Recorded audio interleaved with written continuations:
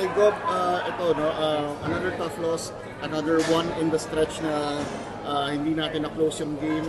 What are your thoughts about ito nang Converge na hihirapan mag-close out ng mga laro?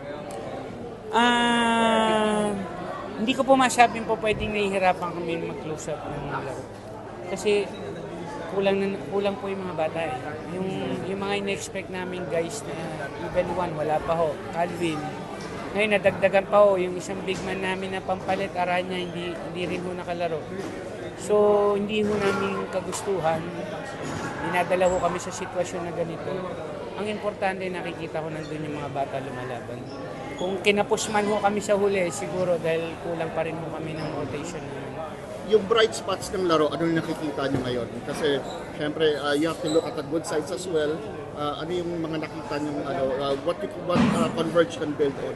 Yung chemistry ng mga bata, unti-unti dumarating na. Yung confident ni Mikey na kailangan namin yung leadership nandun na dumarating na rin. So, baga, hindi lang ho natin mabigla. Hindi lang natin mabibigla yun. Pero, yun yung mga nakikita namin, yung chemistry ng bata. Saka, yung attitude nila na hindi sumusuko.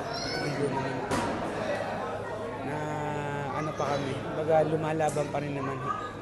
And kamusta yung mga, si Calvin hindi susunod pero hindi naglaro, anong nangyari doon kanina? Hindi, hanggang ganun lang yun. Pinag-uniforme ko lang talaga.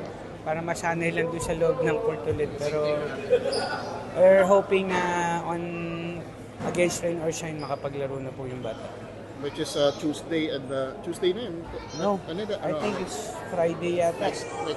Next Friday. How ito medyo malaki-laki yung pahinga natin in the next game. How will we maximize itong pahinga at the same time, recalibrate after the losing streak? No, we need to prepare yung mga missing players namin.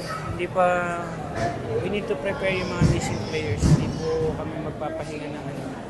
Talagang kailangan namin i-prepare yun din kasi crucial na po yung mga remaining games sa amin. Ano na kami? Every loss, wala na, parang pawala yung ano namin ngayon. So, pipilitin namin na makapag-comeback na yung mga missing players namin. Alam ko, tinanong ko na nung huli tayo nagkwentuhan ko, Coach, yung import natin, we're sticking with him until the end of the conference na ba? O are we already contemplating na we need some changes? Yun ang pag-uusapan namin po ngayon. Yun ang pag-uusapan namin right now. Ina-assess pa rin po kasi namin parang yung lalo na ngayon, nahirapan na naman kami sa rotation sa big, nawala si Aranya.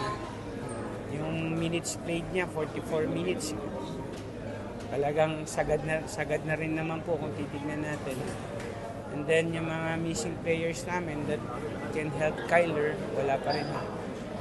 Pag-uusapan pa ho namin sitwasyon na yun. But right now, Kyler will stay pa rin naman po. Nandiyan pa rin naman po siya.